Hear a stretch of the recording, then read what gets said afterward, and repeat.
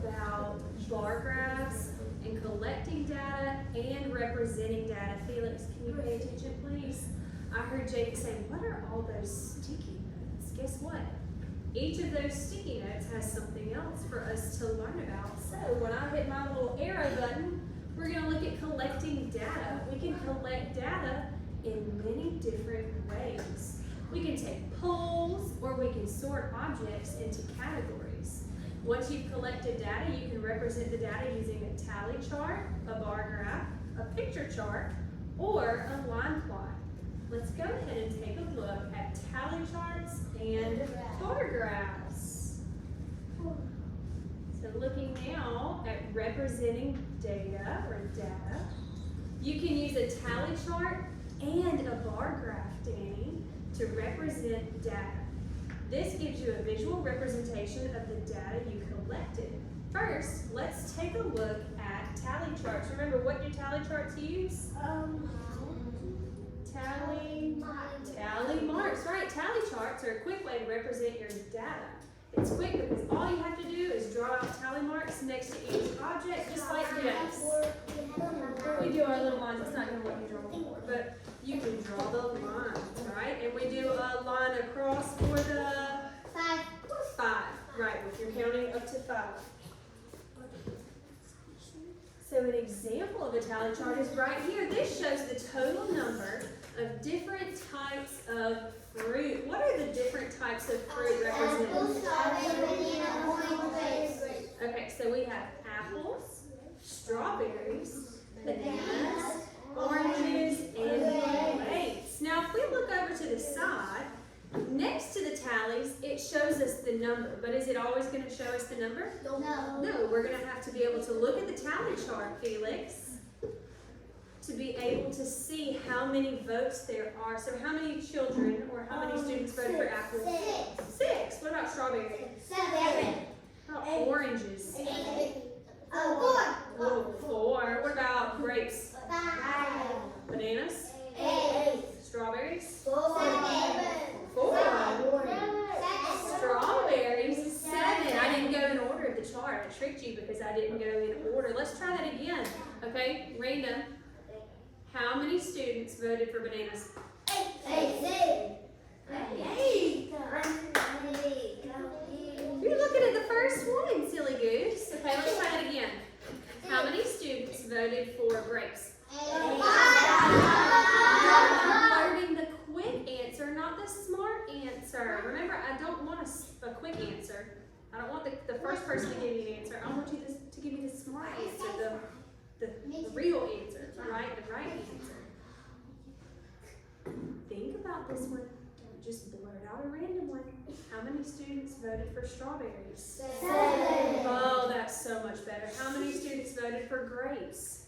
5. How many students voted for apples? 6. Okay, good. So we can look at the tallies to tell the number of votes for each object. Now we're going to look at bar graphs.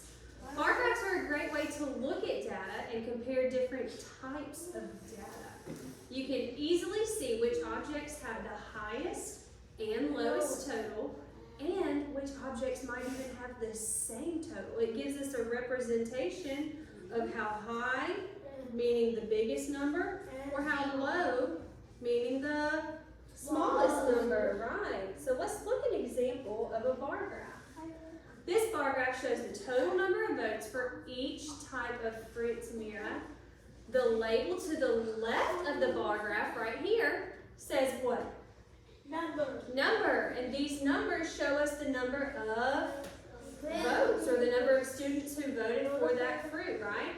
And the labels below show which fruit are represented. Usually it's written out, but in this case we started with an apple, orange, banana, strawberry, kiwi, and a pear. Strawberry won, that's right. If you look at strawberry, it has the highest number of votes. How many votes does the strawberry have? 9. Let's look at it. Let's look at it. If this is 1, 2, 3, 4, 5, 6, 7, 8, 9. Yeah, so 9. 10 would be all the way to the top, right? How many students voted for pears? Two. Two. How many students voted for bananas? Seven. 7. Yeah, so we can answer questions about data using the bar graphs, right? And that's what we're going to do for our quick check after this.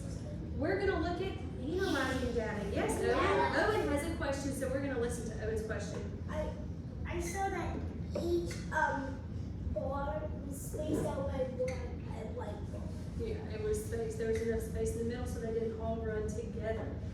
So we can analyze data by using a tally chart or a bar graph. And when we analyze data, it means that we're looking at or observing it carefully and answering questions that relate to the data. So now we're going to give it a try. You think you're ready? Yeah.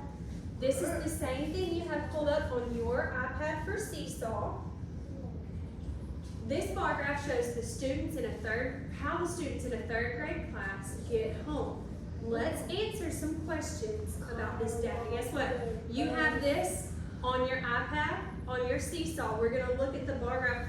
First off, what are the 3 ways that the students get home?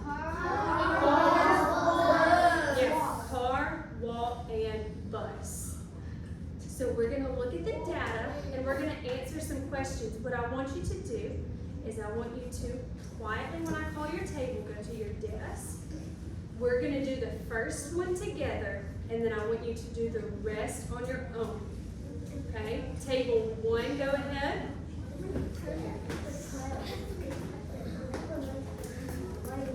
Table 2.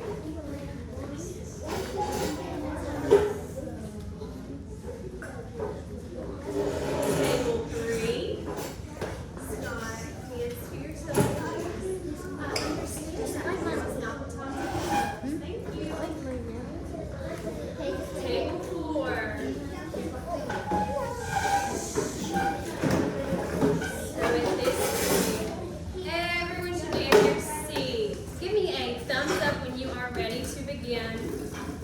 A thumbs up when you're ready. Perfect. You can either use the marker to draw, or you can use the text button to type in the answer and put it in the blank. Okay? So looking at number 1 together, who would read number 1 for me? Tamira, read number 1 loud and proud, sister. How many students ride home in a car? Okay, how many students ride home in a car? We can look over at our bar graph. I think I already heard someone say it. I'm raising my hand. When I drop my hand, I want you to tell me how many students get home in a car. Ready? 1, 2, 3. 10. Okay, perfect. 10 students. So what you're going to do is fill in the blank with the number what? 10. Yep. Go ahead and fill that in. Again, you can either use a marker or you can use the text box to type that answer in and then just move it on over to that blank. I'm going to give you about 5 minutes to work on this, and then we're going to move on. Okay?